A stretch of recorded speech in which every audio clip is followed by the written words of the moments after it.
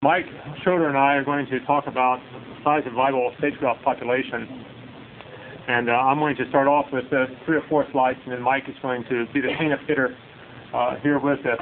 And so my first question here, is this a viable sage-grouse population? 1, it's only male. We have populations in Colorado that are between 2 and 10 birds. Is that viable?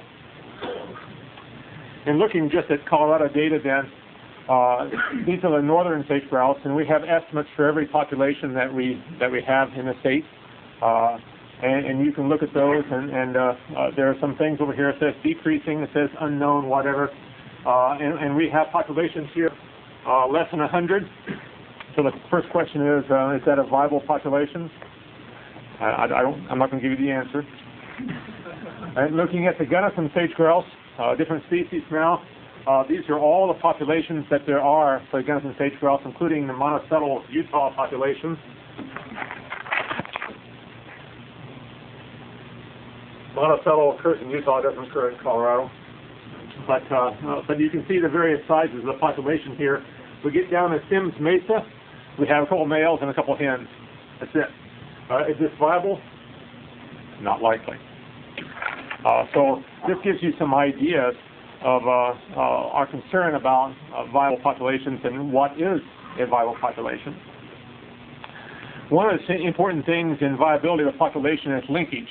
You have to have linkage with other populations, but these small populations, they have to be able to interact or to have birds move between them to maintain genetics of the entire population. And so it's very important, and we've looked at the possible mechanisms, and we have a graduate student working on this right now, and looking at interchange among the various populations.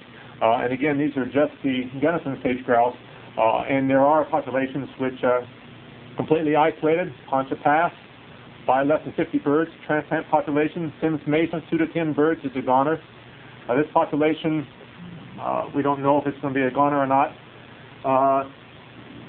These up here, Great Park, Pinyon Mesa, it's possible they could interact with Dry Creek and Mirramani. Certainly these populations over here have great chances of interacting among themselves. And so it's very important when you start thinking about populations that what is the present population size? Is there any linkage? And then you can start asking other questions. These are the other questions you can look at. And again, just focusing on Gunnison sage-grouse, where we've done more work. We have the Poncha Pass population here. In terms of habitat size, it's less than 6 square miles. Devil Creek is less than 20 square miles. This is habitat size. Crawford, less than 25. Dry Creek, less than 50. And the Gunnison Basin, less than 300 square miles of usable habitat. And then we have the population total males counted. This is 3-year moving average. These are minimum estimated size of the population. This population, Gunnison, for example, saw between 2,400 and 3,000 birds breeding. It's greater than 2,000. These other populations had much smaller numbers. Then in terms of looking at minimum effective population size, there are a number of mathematical formulae which you can use, and I use none of those. I use my best knowledge that I have about sage-grouse, and that's explained down here. We know that in a sage-grouse breeding population that most males are extraneous. Only a handful of the males on each strutting ground actually breed. Some people think that's 10%, maybe it's 20%, maybe it's 5%. But I use the rule of thumb that in an average population, only 10% of the males are breeding in a given year. Of course, those not breeding that year, if they survive the next year, maybe they cheat the dominant males on a strutting ground. But in the average year, probably only 10% of the cocks breed. You have 6 males counted over here. Only 10% breed. That's 0.6 of a cock. I don't think that works. But probably 1 over here. And in this population, if you have 2 hens per male, that's 12 hens. And we know roughly that 60% of the spring population is comprised of adult hens, and 40% is comprised of yearling hens. You can work out the math. And that's down here in this second footnote down here. based on 10% of the males breeding, 60% of the adult hens of all hens in spring, and minimum breeding contribution by yearling females. We know that yearling females don't do well, especially the first year in terms of breeding. So then you work this through very, very simply, and you can get a size then of the effective size of the breeding population. And the effective size of the breeding population of Poncha Pass is less than 10 birds. Now, does that give you a lot of confidence that this population is going to be there next year or 20 years from now? Let me give you a brief history of the Poncha Pass situation. In 1972 and 1973, a bunch of our field people got together with field people from the Bureau of Land Management and decided they were going to take Glenn Rogers' suggestion to reintroduce sage grouse into historic habitat at Poncha Pass on BLM land and private land. They did so in the dark of the night. They did not prepare an EA. They did not prepare a plan. They didn't tell their boss. They didn't tell me. They just went and did it. And they did it. And they moved 30-some-odd birds, maybe 31, 32, they're not sure how many, over a 2-year period. And they dumped them at Poncha Pass. And so we probably had 30 birds released, maybe 31 or 32. And that population then increased over a period of time, and no one counted them. But the birds were there. We don't know how many were there. I started looking at this population in the early 1990s, and the most I ever found was 1 to 4 males. We had an inadvertent situation arise because of one of my former directors decided that when the regulations fit everything, we were going to hunt sage grouse no matter where they occurred. We opened the season at Poncha Pass. We got 20-some-odd wings from Poncha Pass. That's more birds than I thought were there. I got very concerned, and I got to see some clothes after that, and we started looking a little bit deeper at Poncha Pass. The best guess that we have is that the population has never exceeded 100 birds in its transplant. It probably hasn't exceeded more than about 50 to 75. The present size of the population is, as you see here. This population has persisted for 25 years with less than 100 birds. If you look at 100 bird population, let's take Dove Creek. Minimum effective population size, breeding population size on Dove Creek is 40 plus or minus birds. And it might very well have been that also at Poncha Pass. But the bottom line is, we don't know. I don't know what a viable population size is.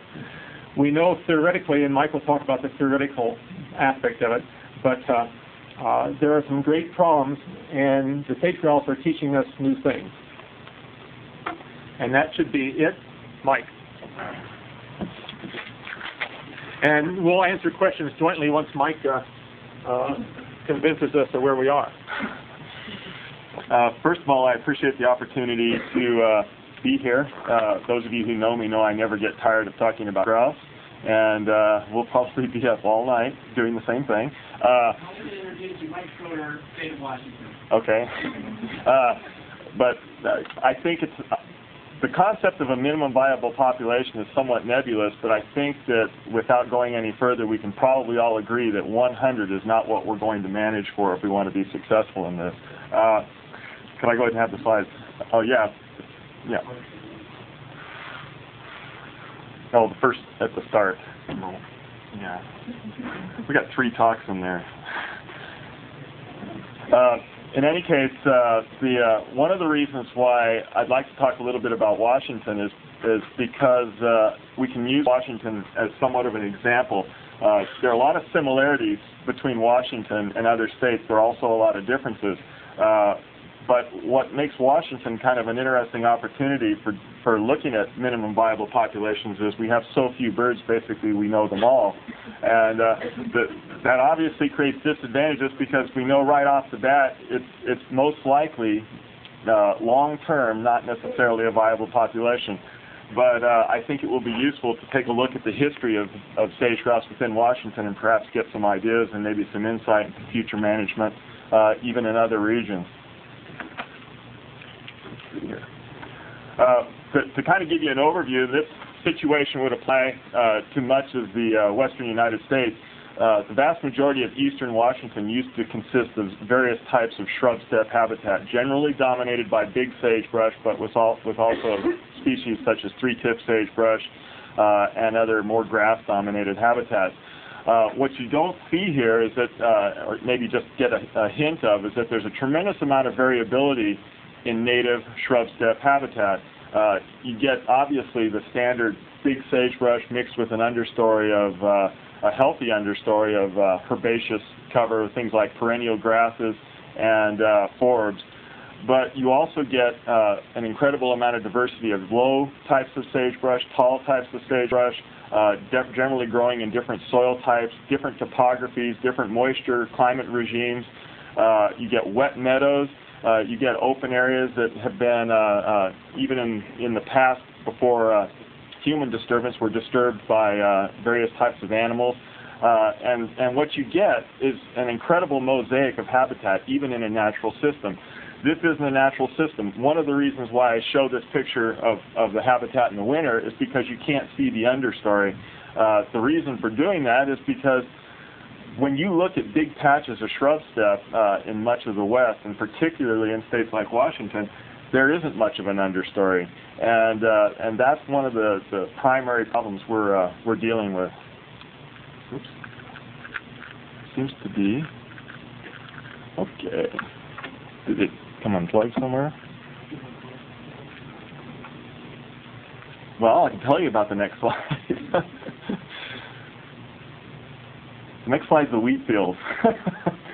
It's not working. We can do it manually. It won't be as much fun. Obviously, there's been a tremendous amount of conversion in the state of Washington. We had approximately 6.5 million acres of shrub steppe originally. The vast majority of that has been cultivated. Most of it was cultivated between maybe the early 1900s and 1960, but this was obviously fairly recent. And just as an indication, this type of thing is still going on. Slide. Try again. I just did. Maybe. Sorry about that. Anyway, the primary alternate land use that, or the primary thing that this has been converted to is wheat in the state of Washington. But as you get into some of the areas closer to the Columbia River, there's also a great deal of orchard as well. This is kind of an interesting thing. This is actually a working wheat field within the state of Washington. And wheat fields within Washington, especially within the heart of the sage-grouse country, are on a 2-year cycle. They grow one field of wheat for every 2 years. They leave it in fallow for 1 year to store up moisture. And one of the things that has, in essence, saved sage-grouse within portions of the Washington range is that many of these areas were too rocky to plow. Obviously, some people didn't get the hint. This is the type of thing that probably does more damage on their equipment than they can possibly get back in return, and yet they do it anyway. One of the advantages, too, in having what I call marginal cropland, wheat growing areas, is that when federal programs like the Conservation Reserve Program, which came along in the mid-1980s, the farmers in our region were the first on board to sign up their fields to convert them to alternate uses. In this case, planted grass. Most of these types of areas were crested wheatgrass, but they also have other types of natural grasses. And as the program has evolved, it's basically being modified to produce more natural habitat. The result of this is that we ended up converting back 1 million acres of mostly wheatland back into various habitats like this. This is fairly unusual for sage-grouse, in the sense that in northern Washington we get birds using this type of habitat, and most of the people here would not argue in favor of growing too many fields of crested wheatgrass in order to support sage-grouse throughout most of their range. But in northern Washington, for some reason, it worked. Now we got it back working. The remaining roughly 2 million acres of shrub steppe in Washington have been hit pretty hard by various other types of land use. Grazing is one of them. Some of the worst areas in Washington are shrub steppe that have been overgrazed. Some of the best sage-grouse habitats in Washington have also been grazed. Clearly there's been a lot of variability in management. Some of it came long before we ever really cared about this thing, and as a consequence, there's not all that much we can do about it. Another type of land use that we're having to deal with has to do with the encroachment of things like ranchettes, and the unfortunate thing for us is that these are occurring in some of our larger intact areas of shrub steppe. This is one of the largest areas within the northern part of the range in Washington, and it's unfortunate because this is sage grouse winter habitat.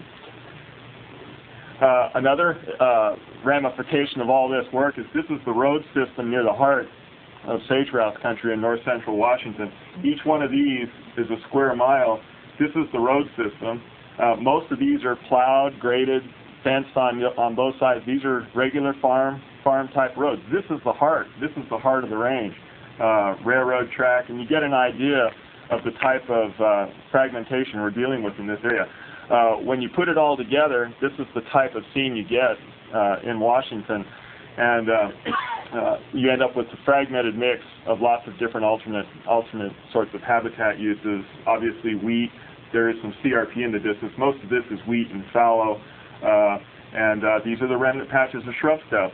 But what you don't see from this picture is that because of the type of configuration, these areas of shrub steppe are probably in better quality than you'd find in most other regions of the country. Many of these areas have been ungrazed, uncultivated. They're small. We have birds that nest in areas smaller than the size of this room. That's what you call fragmented habitat. But they do it successfully because many of those areas are in actually incredible quality, other than the fact that they're fragmented.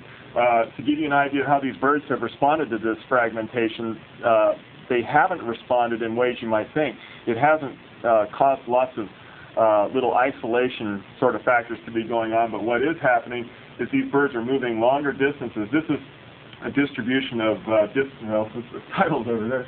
Distribution of distances between, these are distances between nests where females nested and the lek where they were captured at. And some of these distances are fairly substantial.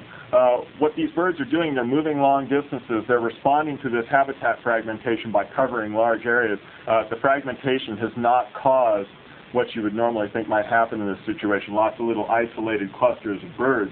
These birds are basically using that whole area, habitat and what I would consider non-habitat. This is the same sort of thing, only showing migration. This would be a female's, in this case it's a female's winter area. These red dots are winter areas, and there's green dots mostly where we caught the birds. But there's a lot of crossover. A lot of the function of why you see more green up here is because that's where we caught more birds. But there are quite a few birds that could have been caught down here that are also going up here. So there's basically an integrated population here, birds that are covering the whole area, most of which is wheat, and other types of alternate uses. When you look at this and put it into an overall context for the state of Washington, we have some advantages, like I said, in that we've been able to monitor our entire population for a fairly long period of time. The historic distribution of sage grouse in the state of Washington follows the contour of what we believe the original habitat, or where the original habitat was distributed. The Palouse, the wetter parts of the Palouse are out here. We don't believe that sage grouse got out into those areas in any great numbers. That evidence was supported by the fact that birds have not been seen in this part of Idaho. The other thing is that the current distribution is largely found in these areas. There's a couple red dots here. Those represent relatively recent sightings of birds that fall outside those current distributions. We don't believe that those are viable portions of the population at this time. The reasons are because many of these locations, for instance, represent lek locations that are no longer there. Many of these represent occasional seasonal type of wanderings, and it's very difficult to find a few sage grouse and automatically redraw the range for every bird you see, because as you will see if you pay much attention to these birds, they move pretty tremendous distances, and young birds especially have that potential. Question? Yep. On the previous slide, can you point out where the Hanford Reach is? Okay, it'll be easier on a couple of the upcoming, like this. This is the general distribution and the historic distribution and the current distribution shown for the eastern Washington. Basically, these are the Cascades right here, and Idaho here, Oregon here. This is the same distribution I just showed, but it's overlaid on satellite imagery, most from roughly 1993. all of this white and most of that pink stuff right in this type of area throughout here, this chunk here, and actually here too there's a lot of light blue white shades. That's all wheat, or various versions of wheat. That's all wheat. Most of this reddish stuff, this is all orchard. Big patches of orchard, the Columbia Basin Project. Obviously a lot of orchard is very dominant here, very unusual for typical sage grouse country. You get into some of the wetter ranges here, but this is all wheat. It just happens to be wetter wheat country. The current distributions are shown right here, and as you can kind of get an indication fairly quick there, they seem to be somewhat isolated. These are this is what I consider the northern population, the southern population. This is Douglas, we call it on the next slide Douglas Grant County, and this down here Kittitas, Yakima County. We used to have fairly recently a population through this area, and you can see these kind of habitat stringers through there. That's what we call the channeled scablands from the, was it the Missoula flood? Is that what we call it? The Missoula flood basically scoured out a lot of this stuff, left some remaining rocky, very, very rocky, shallow soil areas, and that's where the sagebrush is still found. That area, because it's so small and relatively fragmented, obviously, in big chunks of wheatland throughout, has basically vanished. The other two populations, the northern population here, obviously some pretty dramatic fluctuations, but going out to 1998, the other population here, northern sage grouse we consider to be roughly 600 and, well, a little more than 600 birds, the other population roughly 350. Our estimate for the total population within Washington is about 988. And now that sounds precise. I mean, we come up with the estimate and come up with the number, but as you will see, these numbers are often based on lots of assumptions that we cannot always be too sure of. Here is a closer view of what the northern population looks like, what the underlying habitat looks like. This is where the Douglas Grant County population of sage grouse is. This is a glacial moraine here, and that's what saves sage grouse in this area. There's a ton of wheat here, and a lot of that has been converted back to converted to CRP. This is where sage grouse are doing very well. That's the best population in the state at the current time. This is where they're now extinct, and some of these blue outlines show you where some of our current wildlife areas are. And as you start to examine what this whole population here is roughly 600 birds. When you look at the size of these little wildlife areas, that gives you kind of an idea of what the perspective is if you want to. People have suggested we acquire land to manage some of these troubled populations. Well, here's an area where it's all private land. Where do you want to start? You're talking about just this area alone, you're talking 1 million acres. So which half of that 1 million acres should we acquire at the first stab? I mean, you're talking hundreds and hundreds of different landowners out here, and it kind of puts it into an interesting perspective about what approach we should take. It's a little different situation down in the southern part of the range. Once again, this type of area, this is all orchard. Am I right there? Yeah. Public lands are shown in some of these yellow blocks. It looks like it's kind of a mess because there are a lot of little sections here, sections there. The Columbia National Wildlife Refuge area up here. This is a state wildlife area here. The Hanford Reach, which you asked about, is right here. The Ailes, I believe that's the Ailes area, kind of out right here, which is a natural preserve. There's a Rattlesnake Mountain here, part of which is protected. This is the Yakima Training Center, and that Yakima Indian Nation owns a whole bunch of land down here, and then there's a bunch of state wildlife areas that aren't shown directly up in this area, but there's basically a lot of government ownership. And what this means from a population point of view is that if we lose the birds down there, we have nobody to blame but ourselves. It also means that we have a lot of opportunity to improve things if we think it's important enough, and I think we do, which is one of the reasons why, as we deal with this situation of viability, and incidentally, I'll talk more about specific definitions of viability later. I'm lucky because it's a complex topic, and I get 2 chances to do it. But from this point of view, the definitions really don't matter that much. I mean, it's very clear without thinking of definitions that these are populations that are in trouble. And the way we're trying to deal with this is by putting together organizations, committees that of the different affected entities. In the case of the southern part, where we have lots of government ownership, they're all at the table. They're all basically offering to do what it takes to protect sage grouse. And that means either acquiring more land, thinking about travel corridors between populations, expanding population, improving habitat within existing populations, with the ultimate objective of ensuring their long-term survival. Great. Couple minutes Q&A and then a 5 or 10 minute break. Yep. Generally, I don't know if you can sum it up, but generally what we say is the attitude of private landowners in northern populations. I mean, that's something that communities and the CR and everything, how do they think about that? Actually, we've actually had a pretty good working relationship in northern Washington.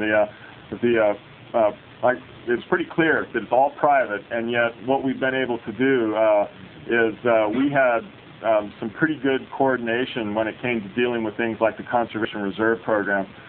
In Douglas County, which is the primary part of that northern population, we basically got more. I think we're up in the 33% of that cropland is enrolled in the CRP program at this stage. That's a pretty big percentage, and obviously because the farmers are getting paid to have that land set aside, most of them are pretty happy. And that makes them a lot happier to deal with us. That's one of the, obviously, you do this for me and I'll do this for you. But in all honesty, even before that, most of these guys actually care about sage grouse because they've lived out there for years and years and years. Their parents lived out there, and they have a heritage out there that they're actually proud of. So without just a rare exception, the majority of landowners are fairly easy to talk to, and they're very willing to accept suggestions when you couch them in the right frame. So we've actually done pretty well up there. Yeah. What's the program? Well, we were dealing. That was a true life scenario about a year and a half ago. So.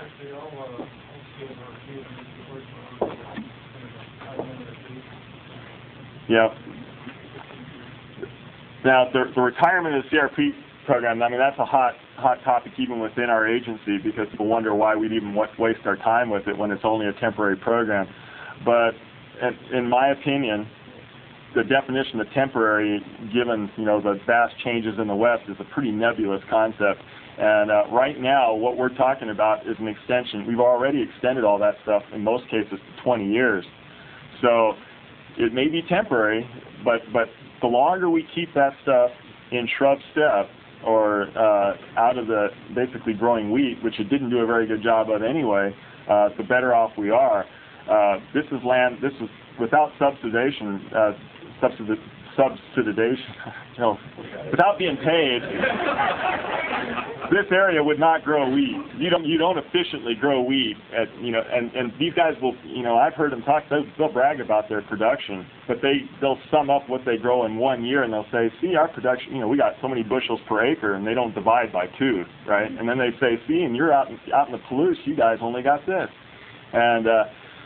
But it's incredibly costly to produce wheat out there, and now wheat prices are low and the whole bit. But I don't know. Yeah. Mike, how long have you been working on the grouse up there in Douglas County? Since 1992. The Food Securities Act was passed in '85. And I don't know how widespread it was in Oregon, but the departments there, OEFW, did buy farmers' cost share in CRP. That didn't happen in many other places. It didn't happen in Washington. No. And you have found that in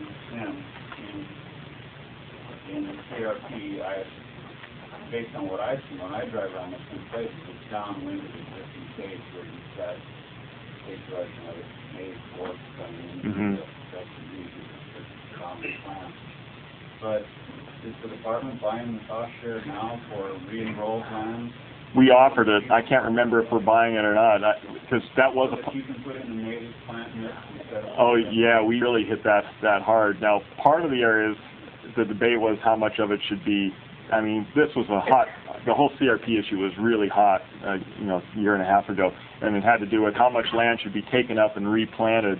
And we fought hard in some cases to get the flexibility to leave land in, because Douglas County was an unusual situation where, as you mentioned, we have all those little fragmented patches of sagebrush, like the size of this room, were out there as seed sources surrounded by CRP. So unlike other places, even in Washington, you can go to Franklin County where it was all CRP or wheat. Their CRP looks just disgusting. There are no sage grouse there. There will be no sage grouse there. But in Douglas County, these little seed sources were sending all these sagebrush seeds out there. A lot of the native forbs, Eriogonums and stuff, are gradually creeping into the CRP. And so there's a transition going on there that's not going on elsewhere, and we didn't want to start from scratch. We didn't want them to take up this land and start over. We were happy to have the grass cover and willing to let Mother Nature continue to work, which was happening in Douglas County. So, but it's the current program, for those of you who might not be aware, there was a much heavier emphasis on natural planting, including shrub planting, and they wouldn't have gotten the points necessary to get their bids accepted unless they agreed to plant shrubs, various sorts of legumes that clearly the grouse like. There are a whole bunch of things going into that.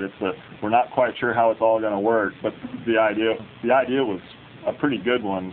We'll see how well it works. One more question, then we better take our break and get back and...